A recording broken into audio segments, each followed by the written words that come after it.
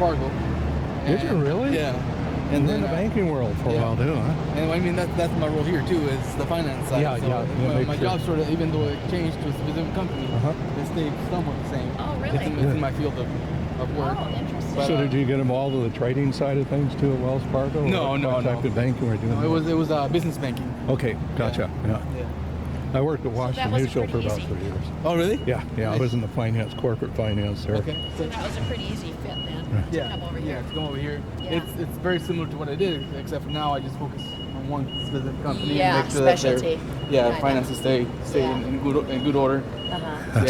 That's nice. That's great. So this Northern Fruit, between this warehouse and a very similar sized warehouse that's about a mile and a half down Rock Island Road. I don't know if you guys have seen it. No, I haven't seen it, but it's on the Rock corner Island of Road. Rock Island and Kentucky. Yeah. Right there is another one that's about the same size. Between both warehouses, because they're both ours, both Northern. We run about 180 to 200,000 bins of apples every year. Wow. Whoa. Yeah. That's a lot of Plus our cherry line. Oh. Most of the most of our fruit is stored up by the airport. Sort of where you work with Banning, just done with a little bit more. Yeah. There's some warehouses up there or storage facilities. Is it close up to there. where Sabi's operating too, and is it up by the data centers where the just past it? Okay, I know where just that is. past it. Yeah. So on the right hand side, there's some storage buildings for Columbia fruit and for Stamil. On the left are ours. Are yours? Yeah. Wow. And that's where most of the fruit is stored.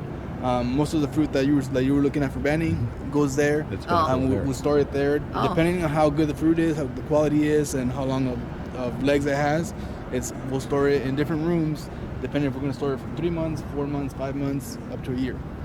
That's interesting. So they sort it when it gets in there, just like you do We here. test it. We test it for quality, for sugars, for starches, to see how good I the quality get of fruit it is, I get it. and then from there we'll decide how long we're going to store it for. So you have a little lab or a big lab? Yeah, well, a walking lab. One of our receiving manager. Sure. He does all the testing, QC testing. Okay. And then from there, and then even if it gets put away in one of the cold rooms and it's stored for say 9 months, and that's the plan.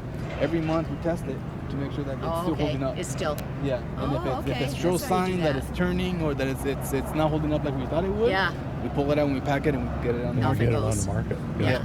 And that's tricky too, isn't it? Because of the huge supply issue with a lot of. It's a balance. It's a balance of a lot of product on the market. Supply and demand. Yeah. You know, I was a checker. I was a private checker. Right after high school, we had a plant. My dad was a farmer.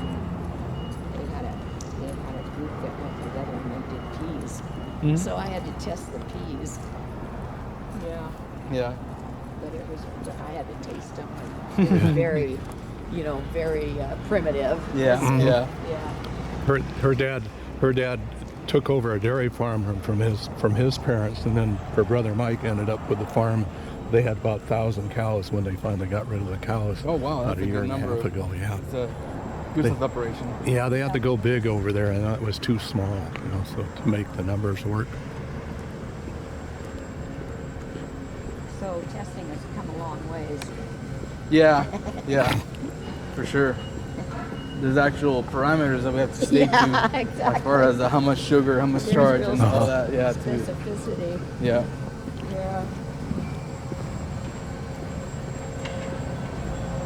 So have you ever done any of the hands-on work in a plant like this before you went through school and stuff too? Not in the packing house. I did the orchard side. I did picking. I did all that that you saw over there. Oh man, I'm impressed with the guys that can do just like they got a flow to it, man. They just it's amazing. So this is the start of the packing line. It gets fed by these guys. Yeah, so it gets fed by these guys right here. From this point forward, most of everything is done mechanically. It is the only time that we have to feed the line. An actual person does. Yeah, and then from there on out, most of the work is done with the machines. Assembly line. Will do. We'll Watch the station right here. Yeah. Morning. Morning. Here is a heat stacker. So he'll feed 4 bins at a time. This machine, you'll see right here, it'll line up to lift the top through. Take the bottom, lower it, to the next one.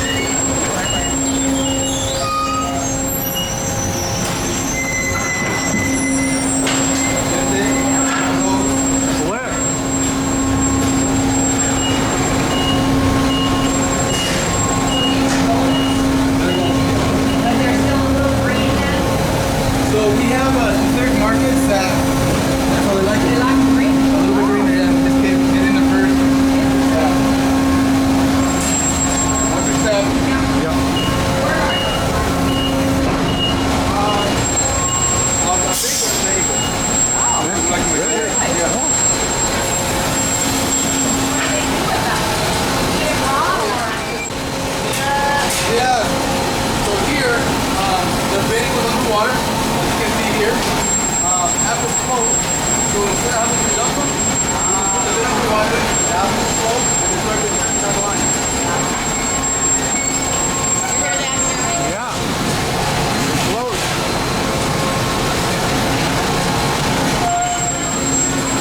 It's an apple pond.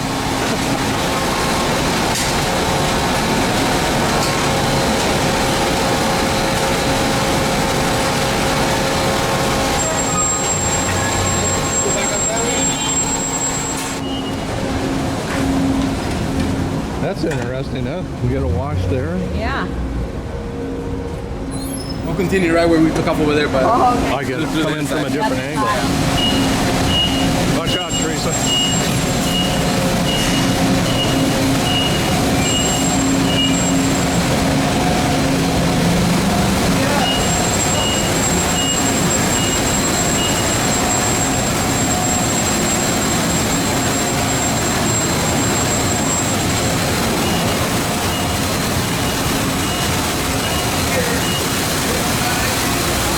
Stay on this little space with the bin, with the empty bin.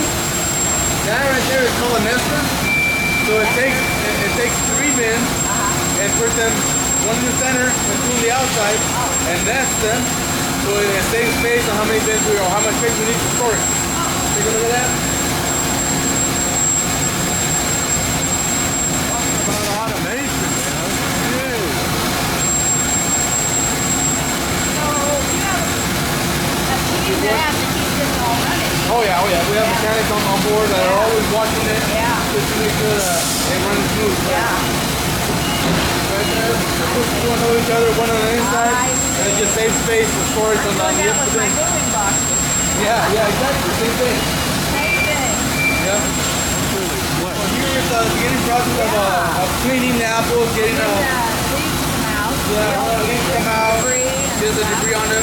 From this point forward, you start seeing there's brushes under there. It starts to the apples.